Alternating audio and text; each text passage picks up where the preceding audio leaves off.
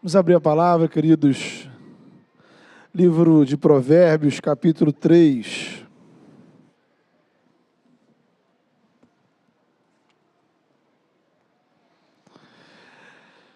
Provérbios, capítulo de número 3, nós vamos ler a partir do versículo 13.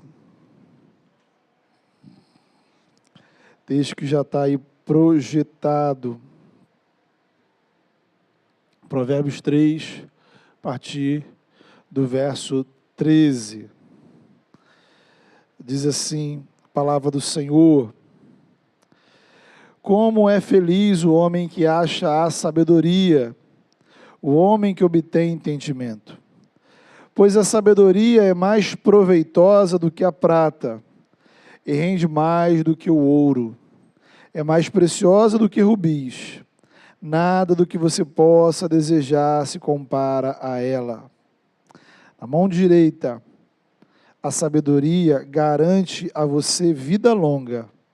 Na mão esquerda, riquezas e honra. Os caminhos da sabedoria são caminhos agradáveis, e todas as suas veredas são paz. A sabedoria é a árvore que dá vida a quem a abraça. Quem a ela se apega será abençoado. Amém.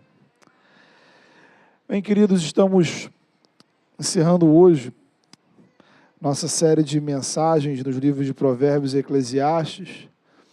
E ao longo desses domingos nós tratamos de vários temas importantes. Especialmente o livro de Provérbios nos apresenta uma série de aplicações práticas que são difíceis da gente juntar em uma única pregação. Então, nessa última pregação da série, eu gostaria de juntar alguns princípios que estão assim meio que esparramados pelo livro. Advertências que se repetem, repetidas exatamente para chamar a nossa atenção. Assuntos e áreas que devemos olhar com cuidado. Princípios que devemos levar em consideração para alcançarmos uma vida sábia. Então, em primeiro lugar, nós vamos chamar a sua atenção nessa noite para o cuidado que devemos ter com o orgulho. Provérbios 16, 18, né, se você puder aí manter sua Bíblia aberta e passeando aí pelo livro de Provérbios, nós vamos citar vários versículos do livro. Então, Provérbios 16, 18 vai dizer assim: o orgulho vem antes da destruição, a soberba precede a queda. Capítulo 11, versículo 2 vai dizer: quando vem o orgulho, chega a desgraça, mas a sabedoria está com os humildes. Hoje de manhã nós lembramos que a preguiça é considerada pela tradição cristã um dos pecados mais sérios, e o orgulho também entra nessa lista. O orgulho está relacionado a uma idolatria de si mesmo. Dificilmente a gente conseguirá encontrar uma dose equilibrada de orgulho. O orgulho dificilmente pode ser considerado algo saudável. Em geral, ele vai estar sempre associado à vaidade, à arrogância. O orgulhoso é aquela pessoa que está centrada em si mesma, nas suas qualidades, virtudes, que acha que tem. Sua tendência é sempre menosprezar os outros, considerar os outros inferiores. Então, o orgulhoso não pede ajuda, porque isso significa admitir uma fraqueza. O orgulhoso não pede desculpas, porque isso significaria que ele errou. O orgulhoso, então, é autossuficiente.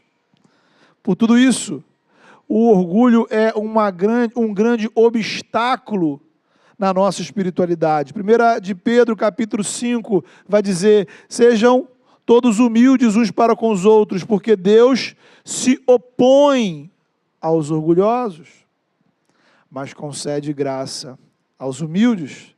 E aí ele vai concluir: humilhem-se debaixo da poderosa mão de Deus, para que Ele os exalte. Então, o primeiro desafio do Evangelho é quebrarmos o nosso orgulho, reconhecendo nossos pecados, reconhecer que precisamos de um Salvador, porque não conseguimos nos salvar. Precisamos do perdão, porque não merecemos a salvação.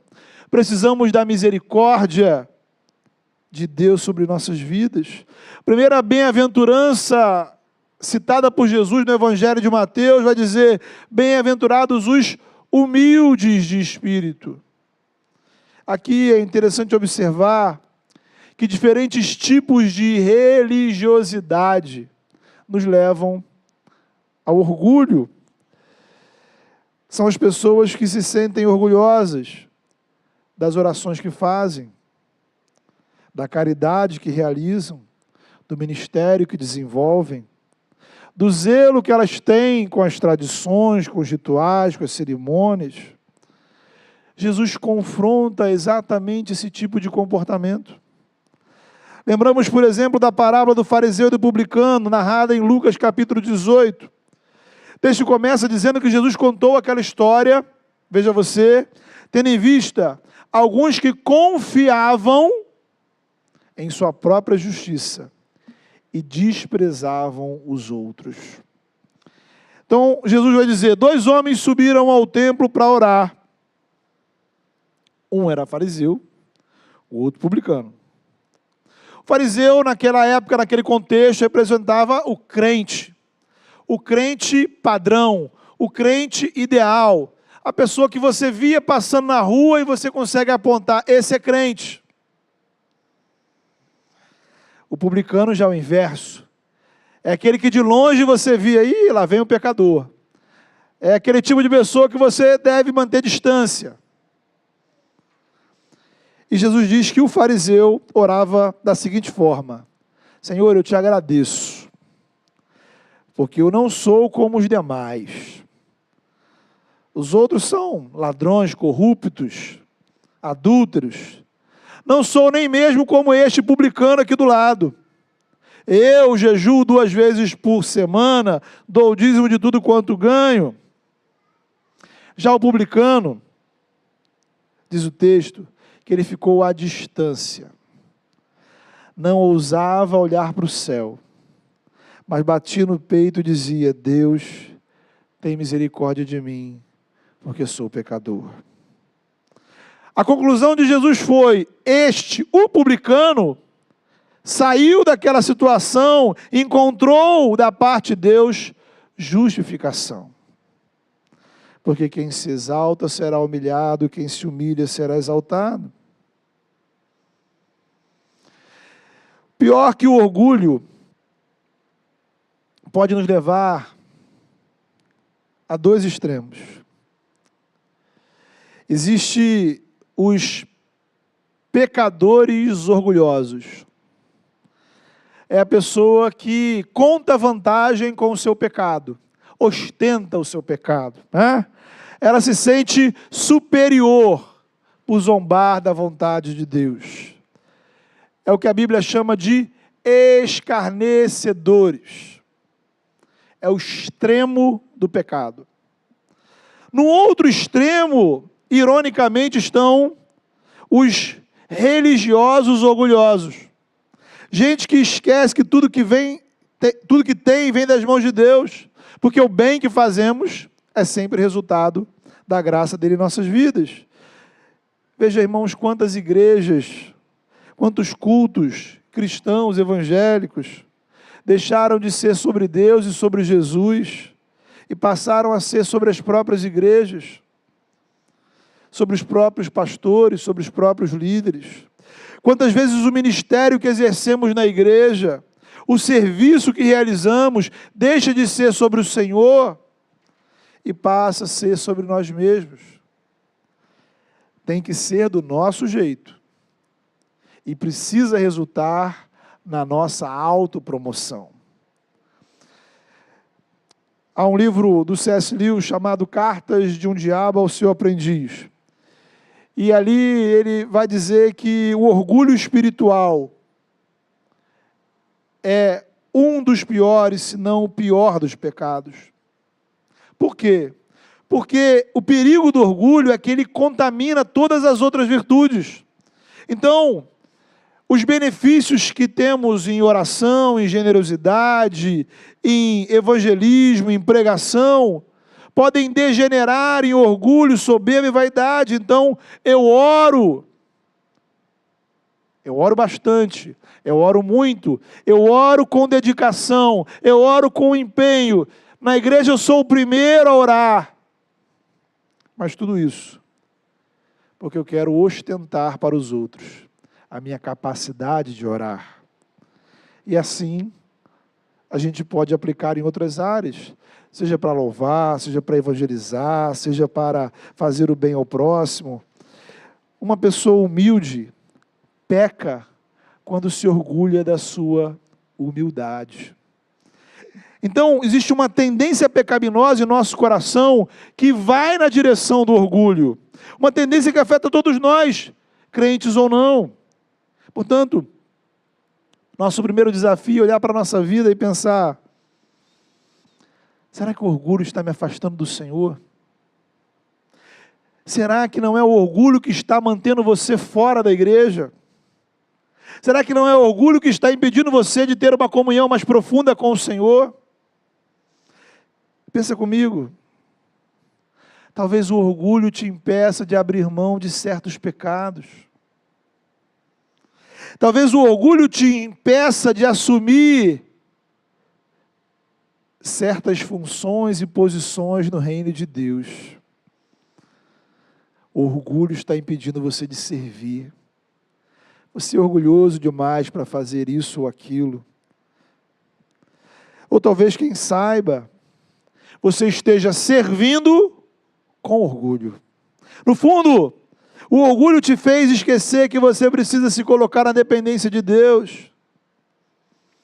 Então, meu irmão, minha irmã, você precisa, todos nós precisamos, eu preciso lembrar sempre, ensinar a meu coração todo dia, que as minhas inteligências, competências, qualidades são insuficientes.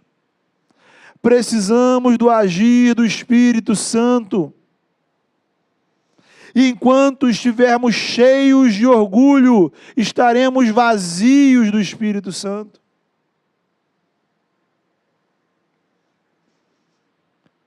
Você está cheio de quê?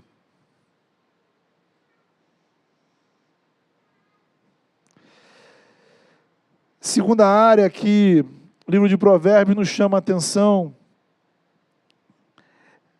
é a área da sexualidade.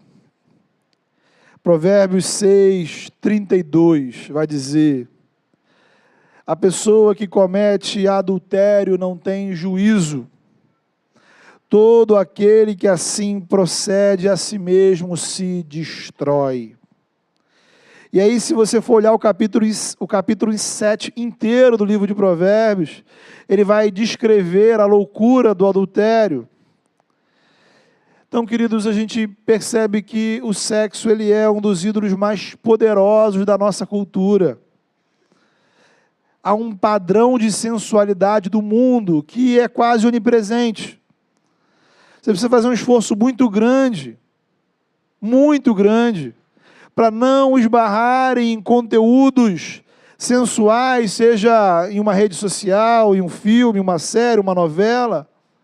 As músicas, os shows, as danças, as propagandas apontam para isso. Nas rodas de conversa, o assunto principal é a pegação, a infidelidade de homens e mulheres. É o assunto corriqueiro nas resenhas, nas mídias, nas conversas do trabalho, da faculdade, onde as pessoas muitas vezes narram isso com orgulho. Afeta todos, queridos. Essa cultura afeta os casados e solteiros. A pornografia é um problema que afeta homens e mulheres, solteiros e casados, adolescentes, crianças e pessoas dos 60, dos 70. E não afeta apenas no sexo propriamente dito, mas na importância que damos ao nosso corpo, na relação entre autoestima e desempenho sexual, nas roupas que usamos, nas fotos que postamos, nas conversas que participamos. O ponto é que a nossa fé, o Evangelho, a palavra de Deus, também diz respeito à nossa sexualidade. Essa é a beleza do Evangelho, ele é integral. O que fazemos com o nosso corpo importa para Deus. Falamos disso já algumas vezes aqui na igreja, mas sempre é bom repetir. De acordo com a palavra do Senhor, qualquer tipo de contato sexual fora de um casamento heterossexual é pecado. E se é pecado, prejudica a nossa comunhão com Deus, não faz bem, traz consequências espirituais para todos os envolvidos. Então, os solteiros precisam lembrar disso, os casados precisam lembrar disso, os divorciados precisam lembrar disso, os viúvos precisam lembrar disso. Então, nessa área, irmãos, como em outras, precisamos fugir também dos extremos. Por um lado, fugir do antigo extremo da negação da sexualidade, como se toda vivência sexual fosse pecaminosa. O livro de Cântico dos Cânticos está aí na palavra de Deus, do ladinho aqui de Provérbios e Eclesiastes, para provar, para demonstrar, para evidenciar que o sexo e o prazer sexual são bênção de Deus.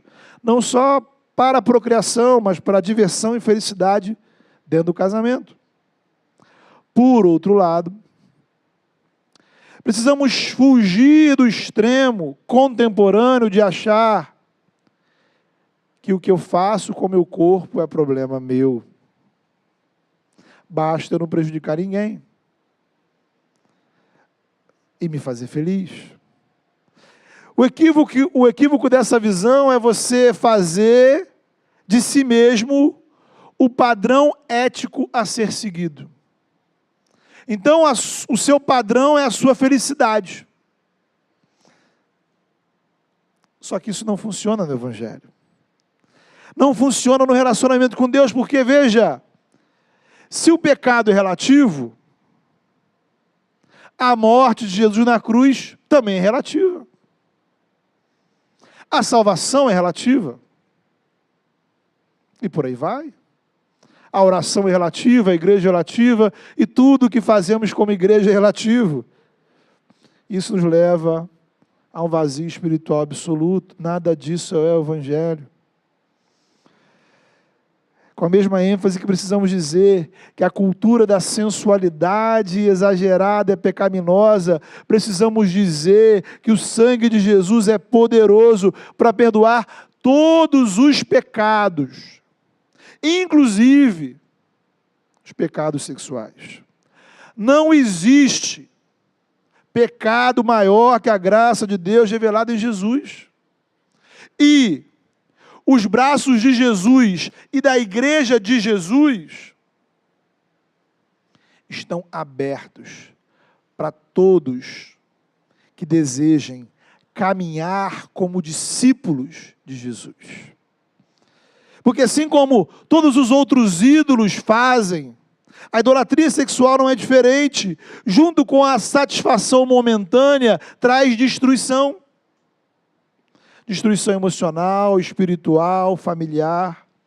Essa é a parte que o mundo não conta. Vidas destruídas pelo pecado, que não sabem o que fazer, não sabem para onde ir, não sabem a quem recorrer, porque o remédio que o mundo oferece para o pecado é mais pecado. Então a forma de você esquecer, tapar essa dor que você sente do pecado, essa angústia que se instala na alma, é com outro pecado. E mais destruído vamos ficando. Por isso precisamos de um evangelho que não seja relativo. Precisamos de um Jesus real. Um Jesus que se tornou ser humano para salvar seres humanos. Um Jesus que veio buscar doentes, o Jesus que morreu para trazer vida aos que estão mortos, o Jesus que é o caminho para os que estão perdidos, o Jesus que é pão para os famintos, água para os sedentos, o Jesus que convida ao seu encontro os que estão cansados e sobrecarregados, o Jesus que afasta de nós a acusação e os acusadores, e nos diz: eu não te condeno, eu te perdoo, vá e não peques mais. O Jesus que transforma pessoas destruídas pelo pecado em discípulos, vasos de desonra em vasos de honra. E aí nós somos discípulos que entendemos que caminhar com Jesus, ou que para caminhar com Jesus, a condição não é a perfeição. Compreenda bem, veja. Não existe algum tipo de padrão sexual perfeito como condição para a salvação. Quem nos salva é Jesus. E mesmo em Jesus, continuaremos limitados e pecadores em todas as áreas, inclusive na sexualidade. Então, uma sexualidade perfeita não existe,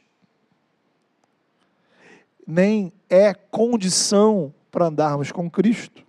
A condição para eu andar com Jesus é reconhecer que Ele é Senhor e Salvador de toda a minha vida, inclusive da minha sexualidade. Então, o que eu preciso fazer é como o publicano da parábola: me prostrar diante de Jesus, quebrantar o meu coração, lançar fora todo orgulho e dizer: Senhor, tem misericórdia de mim. Eu preciso de perdão, eu preciso de salvação, e eu sei que o Senhor tem graça para me dar. Então, o primeiro princípio, a primeira área, irmãos, que a gente precisa ter cuidado é com o orgulho. A segunda área que a palavra de Deus chama a nossa atenção é para a sensualidade. O terceiro cuidado tem a ver com o falar. Aqui nós estamos na linha do óbvio que precisa ser dito. Nem sequer precisamos ser cristãos para sermos orientados sobre isso. Acontece que, justamente por sermos cristãos, deveríamos honrar a Deus com nossas palavras. Ora, Deus vem ao nosso encontro com a palavra. Ele se revela pela palavra. Jesus Cristo é a palavra encarnada. As Escrituras são a palavra de Deus, inspirada pelo Espírito. Neste momento, neste exato momento, estamos usando palavras para anunciar a palavra. Durante o culto, usamos palavras para louvar a Deus com cânticos, palavras para falar com Deus em oração. Somos enviados pelo Senhor para proclamar sua palavra ao mundo. Paulo vai perguntar: como crerão naquele de quem nada ouviram falar, e como ouvirão se não houver quem fale, quem pregue? Não existe evangelização sem palavras. Precisamos de palavra para orar, adorar, consolar, aconselhar, encorajar. Então, mais do que ninguém, os cristãos sabem do poder das palavras. Colossenses 4:6, Paulo vai dizer: o seu falar seja sempre agradável, temperado com sal. Palavras, irmãos, podem levar salvação para alguém. Palavras podem levar esperança, transformação, libertação. Suas palavras podem produzir inspiração. A palavra certa pode indicar a solução para um grande problema. Já passou por isso? Você está numa grande enrascada e alguém te dá uma palavra que abre caminhos, que te dá direcionamento. E aquilo que parecia um grande problema se soluciona de forma tão simples, através de uma palavra. Todavia, palavras erradas podem gerar destruição. Quantas brigas num casamento por causa de palavras? Quantos amigos se afastam por causa de uma palavra dita, escrita? Quantas brigas nas redes sociais por palavras digitadas, postadas? Quantas pessoas se afastam da igreja porque se sentiram magoadas, ofendidas pela palavra de alguém? Quantos problemas você já enfrentou porque falou o que não devia? Já passou por isso? Falou o que não devia, na hora que não devia, do jeito que não devia, para quem não deveria ouvir? Quantas vezes a gente passa por aquele pensamento, era melhor não ter falado. Então precisamos de muito cuidado, muita sabedoria no uso das palavras, porque elas estão em todas as áreas da nossa vida, na vida espiritual, na igreja, na família, no trabalho, na escola, entre amigos, por onde quer que a gente ande. Palavras podem ser bênção ou maldição. Provérbios, então, vai nos trazer várias orientações sobre o uso adequado das palavras. E primeiro conselho nessa área é a gente falar menos. Meio que óbvio, né? Provérbios 10, 19. Quando são muitas as palavras, o pecado está presente. Mas quem controla a língua é sensato. Provérbios 13, versículo 3. Quem guarda a sua boca, guarda a sua vida. Mas quem fala demais, acaba se arruinando. Então, dominar os lábios, irmãos, é um grande desafio. O Novo Testamento nos fala disso. Carta de Tiago vai dizer, se alguém não tropeça no falar, tal pessoa é perfeita. Olha isso.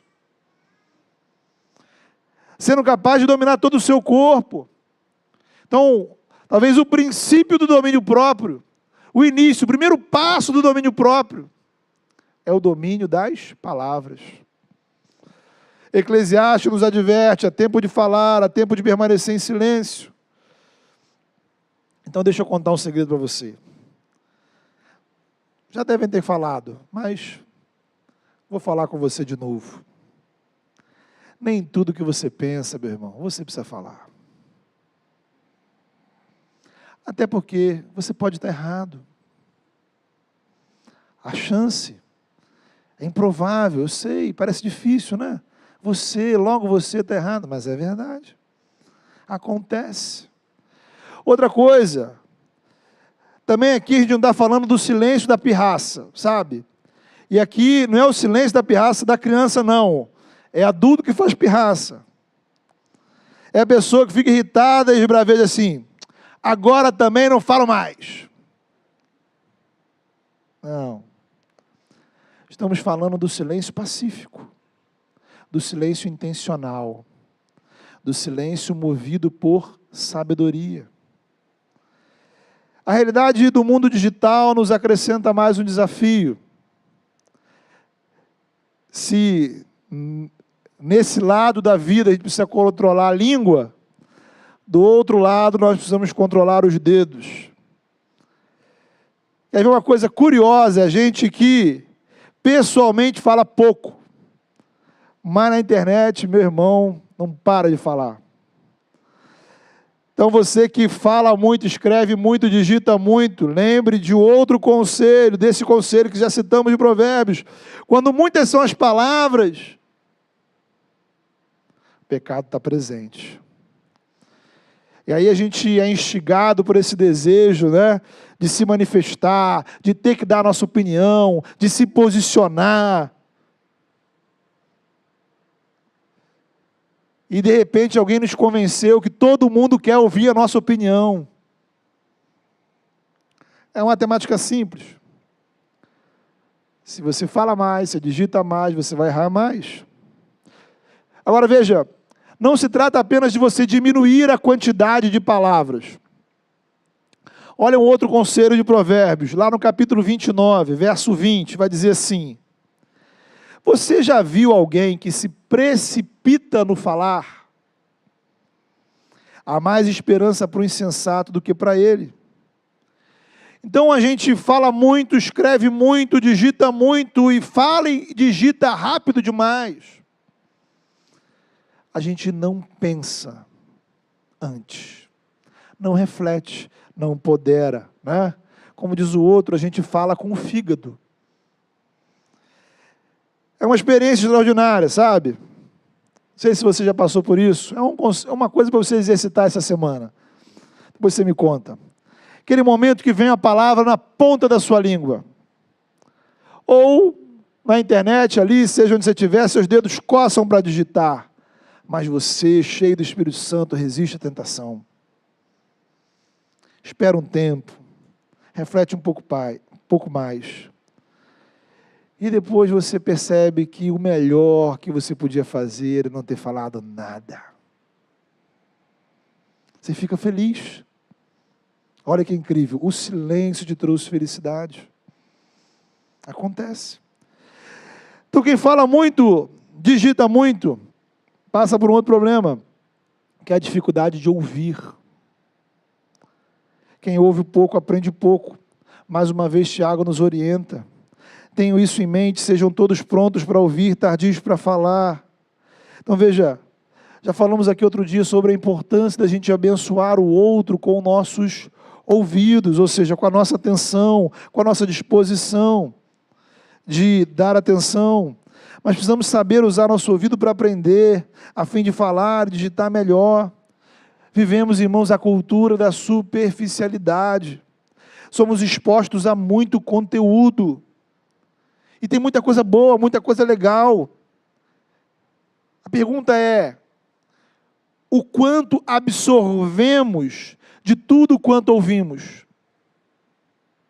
Quanto desse conteúdo conseguimos processar e trazer como verdade para a nossa vida? Já falei isso aqui um tempo atrás. Quer ver um erro de muito crente? É ouvir muita pregação. Ouvir muita pregação, meu irmão, não vai te ajudar. Estranho isso, né? Porque você ouve, mas você não pensa sobre elas. Você não ora sobre elas. Você não faz nenhum esforço intencional de colocar nada delas em prática na sua vida. Então a gente ouve pregação como quem está ouvindo música, para se distrair. Ouviu? Legal, bacana, lavei a louça. Ouvi? Legal, bacana, varrer a casa. Ouvi? Legal, bacana, dirigir para o meu trabalho. E assim vai. Então você ouve 15 pregações e no final do dia você pergunta, e aí? E aí nada. Então nesse sentido eu considero muito acertado o sistema da nossa igreja. Pregamos domingo e passamos a semana nas devocionais e núcleos conversando sobre as mensagens. É um sistema de pouco conteúdo para que a gente possa conseguir profundidade. Então, meu irmão, minha irmã, você precisa de tempo para meditar e refletir. Ore, ore. Às vezes a gente é instado a ter que, de fato, falar, escrever, responder. As situações você não tem como fugir. Ore antes. Peça a Deus sabedoria. A palavra de Deus diz que Ele a dá liberalmente. Então a gente vê o Evangelho nos demanda esse uso de palavras. Falar, então, é importante. E aí, além da questão do silêncio, então entram mais 3 conselhos. Na hora que você tem que falar, porque uma hora você vai ter que falar. Então, número 1, fale para abençoar. Há pessoas que usam suas palavras para amaldiçoar. E aqui eu estou usando amaldiçoar não no sentido de que vai vir, sei lá, algum tipo de demônio sobre a vida da pessoa. Mas é uma palavra que não faz bem. Amaldiçoa no sentido de plantar algo ruim no coração do outro. Não edifica, não acrescenta, faz mal. Há conversas que nos fazem mal. Há palavras que nos fazem mal. Então, primeira palavra ou tipo de palavra que eu preciso tirar da minha vida é a mentira. Provérbios 12, 22. O Senhor odeia lábios mentirosos, mas se deleita com os que falam a verdade. Veja, queridos, a mentira, ela nos influencia de várias formas. Vivemos um país em que a corrupção é meio que parte da cultura. Para a gente que acompanha futebol, um negócio muito esdrúxulo é a gente ver um jogador simulando uma agressão. Então não aconteceu nada e o rapaz está lá pulando e dando cambalhotas como se fosse assim, profundamente agredido. Então assim, ele está mentindo. Então simulação é uma palavra bonita, é um eufemismo para mentira. Mentira. Quantos negócios são feitos com documentos e assinaturas falsificadas? Mentiras. Quantas vezes somos estimulados a mentir para fugir de um problema? E talvez, como até falamos de manhã, o sistema burocrático, pecaminoso como um todo, nos estimula a mentira. Então, queridos, eu preciso lembrar que mentira é coisa séria para Deus.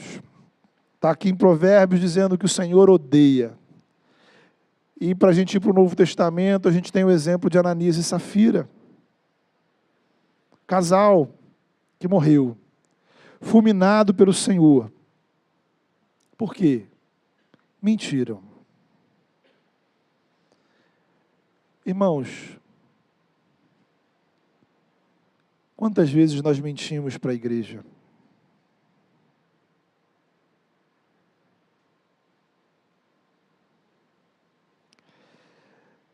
Fingimos que está tudo bem,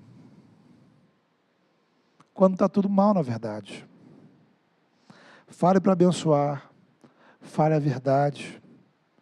Fale a verdade com Deus, fale a verdade com a sua família, fale a verdade com seus irmãos. Não normalize a mentira. Falar para abençoar é pensar bem no conteúdo do que vamos falar, porque não é só pela mentira que podemos amaldiçoar. Veja o que diz Provérbios 6, irmãos, que é um texto muito sério, muito sério.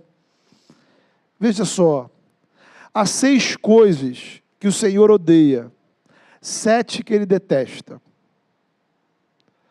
Olhos altivos, orgulho. Língua mentirosa. Mãos que derramam sangue inocente. Coração que traça planos perversos. Pés que se apressam para fazer o mal. A testemunha falsa que espalha mentiras. E aí vem a 7ª. Aquele que provoca discórdia entre os irmãos. Você já parou para pensar sobre isso? Mais do que a mentira, o Senhor detesta aquele que provoca discórdia entre os irmãos. Queridos, pense na seriedade dessa frase. Será que os seus lábios promovem comunhão ou discórdia? Edificação ou divisão? Abençoam ou amaldiçoam? Aproximam as pessoas da igreja ou afastam? Une as pessoas ou separa? Como o Senhor olha para as suas palavras? O Novo Testamento vai dizer que nós devemos nos aconselhar uns aos outros, devemos nos encorajar uns aos outros. Para tudo isso usamos palavras. Essa é, inclusive, uma das aplicações do dom de profecia, compartilhar a palavra de forma intencional uns com os outros. Então você precisa pedir ao Senhor para usar seus lábios, para abençoar vidas. Ore pedindo: Senhor, me dê o dom da sabedoria. A igreja, irmãos, não precisa apenas de pregadores. A igreja precisa de cristãos sábios que tragam bons conselhos, palavras de incentivo e de orientação. Provérbios 10, 21 vai dizer: as palavras dos justos dão sustento a muitos. Precisamos de evangelistas, precisamos de pessoas que falem do evangelho umas com as outras, precisamos falar da graça de Deus, precisamos de pessoas que levem palavras de misericórdia, consolo e conforto aos que estão em momentos de aflição. Precisamos de gente para falar a palavra certa, não só no domingo, na hora do culto. Por fim, precisamos falar de forma amável. Provérbios 15, a partir do versículo 1, vai dizer: a resposta calma desvia a fúria, mas a palavra ríspida desperta a ira. A língua dos sábios, olha que coisa interessante, a língua dos sábios torna atraente o conhecimento, mas a boca dos tolos derrama insensatez. O falar amável é árvore de vida, mas o enganoso esmaga o espírito. Então, veja, não se trata só de falar o certo, mas falar do jeito certo. Eu sei, todos nós temos momentos que ficamos irritados. Aí volta lá, talvez seja um bom momento para você ficar em silêncio. Seja honesto com você mesmo, com os outros. Meu irmão, minha irmã, meu amigo, minha amiga, hoje eu não estou bem para falar. Jesus tinha momentos de silêncio. E não tinha discípulo que arrancasse a palavra dele naquele momento. Ele fugia das pessoas, inclusive. Cuide do seu coração. Limpe as mágoas, as amarguras. Lave o seu coração. Para quê? E aí eu termino com essa. Para que as suas palavras sejam como Provérbios 16, 24, irmão. As palavras agradáveis são como um favo de mel, doces para a alma e trazem cura para os ossos. Você já pensou? Já pensou? A pessoa chegar para você e dizer assim: poxa, é bom conversar com você, porque suas palavras são como um favo de mel. As suas palavras são doce para a alma e cura para os ossos. Mais uma vez, talvez o que a igreja precise mais, em termos de reino de Deus, seja de menos pregadores para os domingos, e mais gente que no dia a dia da igreja, no dia a dia da semana, saiba falar com sabedoria, saiba falar de forma amável, saiba trazer cura às pessoas por meio das palavras. Então, queridos, tratamos aqui de 3 áreas e eu queria desafiar você a orar nesse momento. Qual dessas áreas você tem mais dificuldade? Orgulho, sensualidade, palavras. Talvez você diga: pastor, para mim está ruim nas 3.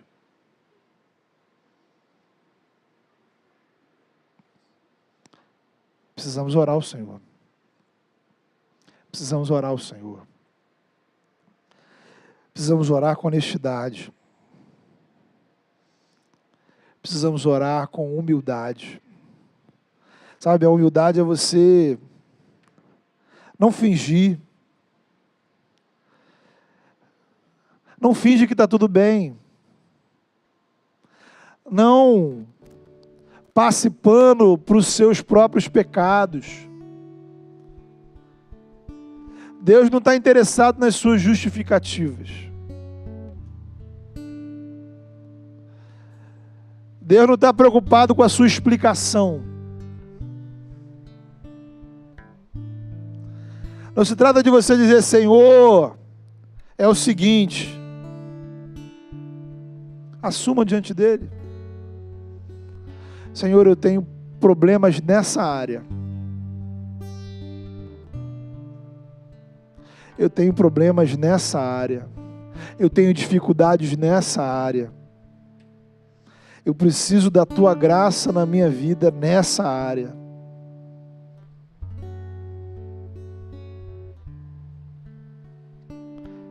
Fale com o Senhor.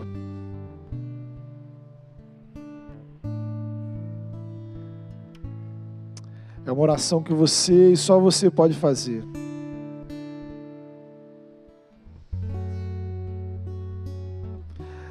Não deixe o orgulho impedir você de se colocar diante do Senhor. Assuma a sua dificuldade. Peça graça ao Senhor.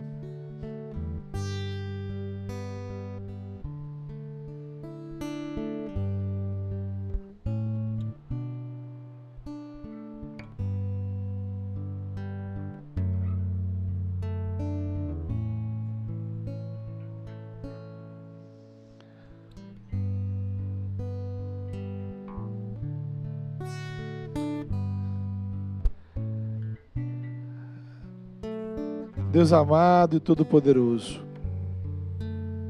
vem com Teu Espírito Santo sobre nossas vidas, ó Pai. Atua em nossos corações. Atua naqueles que agora sinceramente se colocam diante do Senhor. Atua nesses que se quebrantam, Senhor. Atua nesses, ó Pai, que reconhecem, Senhor, os seus erros, falhas e fraquezas. Atua, Senhor, para que a gente possa quebrar, ó Pai, esse orgulho, essa soberba, essa vaidade, Senhor, que tem nos impedido de estar na Tua presença e Te servir. Tem misericórdia de nós, ó Deus.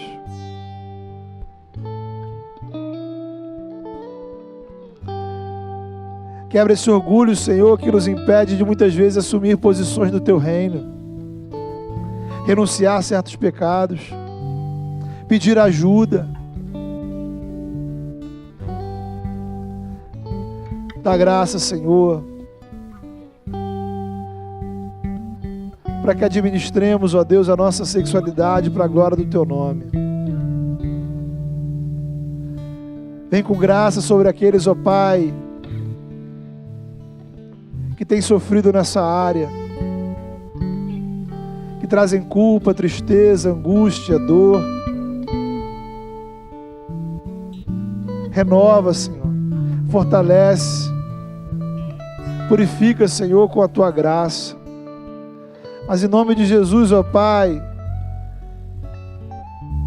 que esses corações, ó Pai, sintam nessa noite o impacto maior do Teu amor e da Tua graça, Senhor. Que a Tua graça, Senhor, pese mais sobre o coração deles, ó Pai, do que qualquer culpa, Senhor, ou tristeza que eles tenham trazido.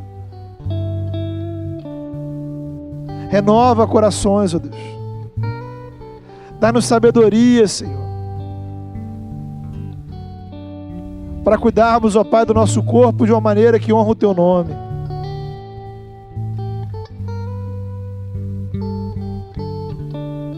Pai, santifica, Senhor, as nossas palavras. Ajuda-nos, ó Pai, a dizer não a essa tendência mundana, Senhor, de ter que falar tudo a todo momento. Ajuda-nos, ó Pai, a buscar um momento de silêncio. Dá-nos sabedoria, Senhor. Ajuda-nos a falar mais da Tua palavra, do Teu amor, do Teu evangelho. Santifica as nossas palavras, ó Pai.